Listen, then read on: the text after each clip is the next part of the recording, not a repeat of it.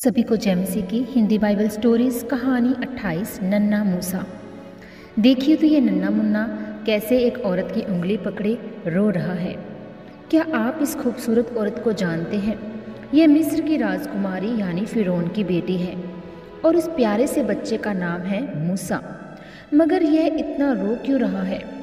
आपको याद होगा कि फिरौन ने सारे इजरायली लड़कों को मार डालने का हुक्म दिया था।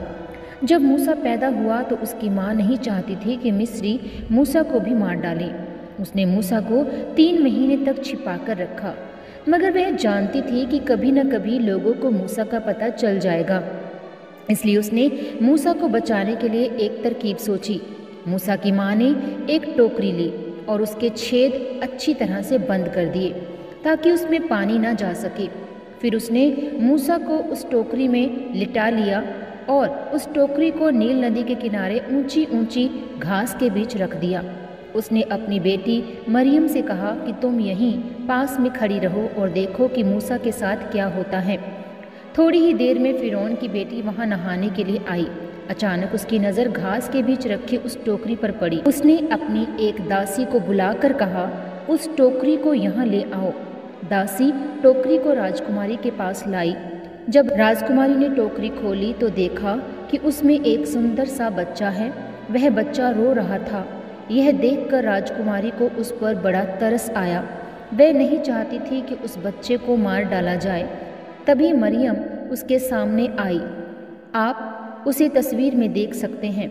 मरियम ने राजकुमारी से पूछा, क्या मैं इस बच्चे की देखभाल करने के लिए किसी इजरायली स्त्री को बुला लाऊं?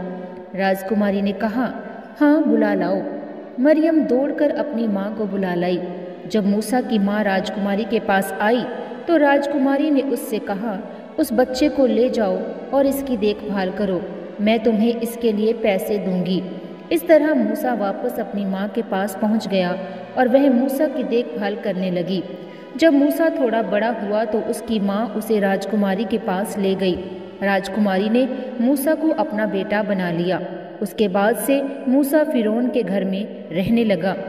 आप इस अध्ययन को देख सकते हैं, निर्गमन 2 उसका 1 से 10। मिलते हैं अगली स्टोरी में। प्रभु आप सबके साथ हो। सभी को जय मसीह।